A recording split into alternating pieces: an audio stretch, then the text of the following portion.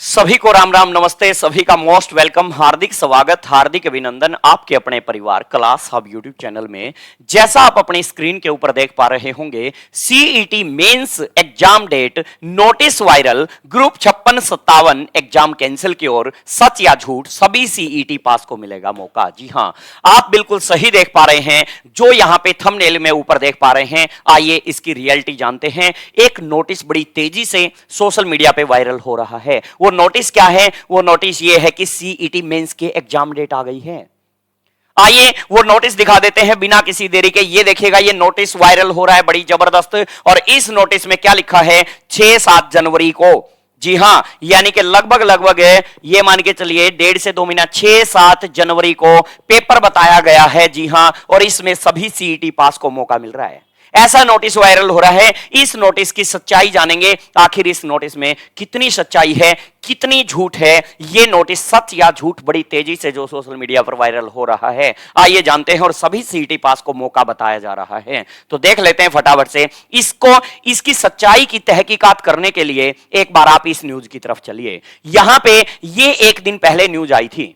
ये एक दिन पहले न्यूज आई थी और इस न्यूज में देखेगा कि हरियाणा ग्रुप सी व डी भर्तियों से जुड़े ताजा मामले चेयरमैन साहब ने बताए थे। ग्रुप सी डी भर्तियों के बारे में युवाओं के सवाल, चेयरमैन के जवाब। आइए इससे रिलेट करके देखते हैं इस नोटिस में कितनी सच्चाई। मैं थोड़ा सा इसको जूम कर रहा हूं, ये इतना दिखा रहा हूं जो काम की चीज है। ग्रुप सी डी भर्तियों पे सवाल जवाब दिखा रहा हूं, ये रहे जी, उसी को मैंने थोड़ा जूम आउट कर दिया है। ये सवाल जवाब देख पा रहे हैं। वीडियो को लाइक करना भूल गए हैं, लाइक कीजिए। शेयर करना भूल गए हैं, शेयर कीजिएगा। चैनल को सब्सक्राइब नहीं किया, चैनल को सब्सक्राइब कर लें ताकि आपको सही इंफॉर्मेशन सही दिशा में मिलती रहे। तो देखिए, यहां पे मैंने कुछ मेन अंडरलाइन किए हैं, आप इसको पढ़िए। सबसे पहले सिर्फ 2 से 3 सवालों से आपको सच्चाई पता चल जाएगी उस नोटिस की और किन कैंडिडेट को मौका मिलने वाला है। क्या सभी सीईटी पास को मौका मिलेगा? क्या ग्रुप 56-57 का जिसने पेपर दिया उनका क्या होगा? सारी इसमें बात करेंगे। तो ग्रुप सी और डी में कौन सी भर्ती पहले होगी? देखो, चेयरमैन साहब से यह सवाल किया गया था न्यूज़पेपर वालों ने कि ग्रुप सी और डी में से कौन सी भर्ती पहले होगी।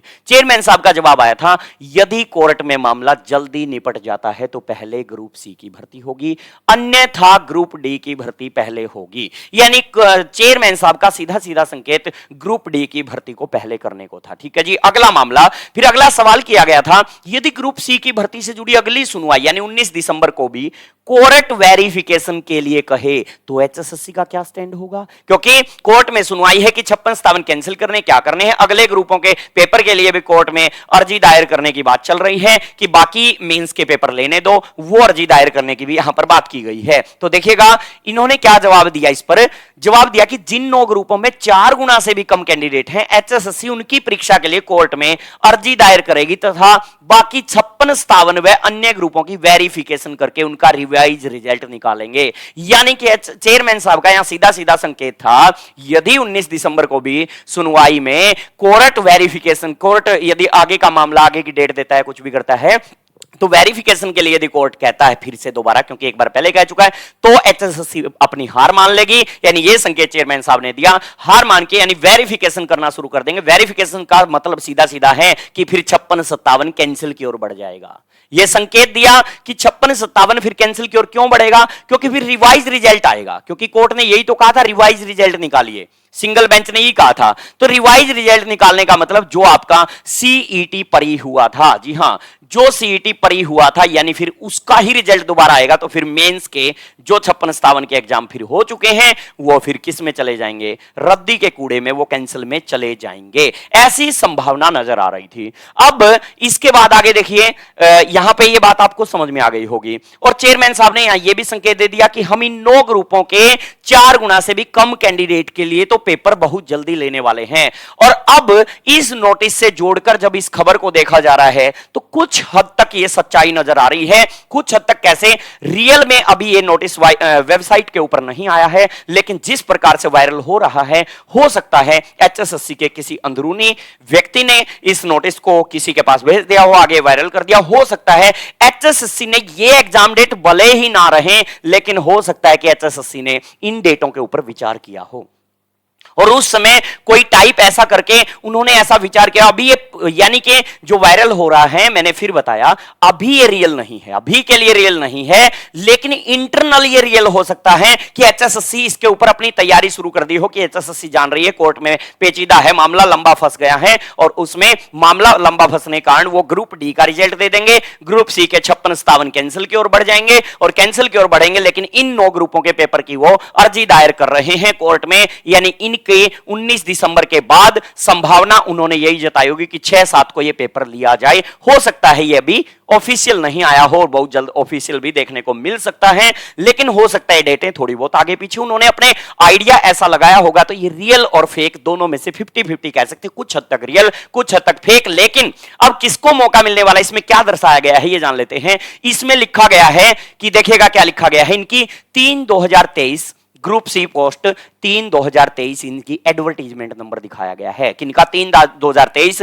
और बताया गया कि इसका नोटिस 9/6/2023 को पहले आया था, 9/6 को पहले न्यूज़पेपर के माध्यम से और वेबसाइट के माध्यम से पब्लिश किया था। अब आगे लिखा है कि उसी का रीशेड्यूल जारी कर रहे हैं, उसी का जो ये नोटिस, ये एडवर्टीजमेंट और ये नोटिस है, उसी का रीशेड्यूल जारी कर रहे हैं 6 जनवरी और 7 जनवरी, सैटरडे और संडे, 6 और 7 जनवरी को। और इसमें क्या दर्शाया गया है, यहां पर दर्शाया गया है कि ग्रुप नंबर 16 का पेपर यानी स्टाफ नर्स और नर्स, ग्रुप 17 का यानी जूनियर कोच का पेपर, ग्रुप 22-23 यानी कि ALM shift attendant tubewell operator junior mechanical आदि का पेपर, अटेंडेंट इलेक्ट्रीशियन का पेपर, और ग्रुप 23 वीएलडी का पेपर, ग्रुप 30 फायर ऑपरेटर का पेपर, ग्रुप 32 एमपीएसडब्ल्यू फीमेल का पेपर, और ग्रुप 43 डिस्पेंसर आयुर्वेदिक का पेपर, ग्रुप 47 ओटी असिस्टेंट का पेपर, ग्रुप 58 स्टेनोग्राफर। और स्टेनोग्राफर के लिए तो लगभग ये मान के चलिए, अब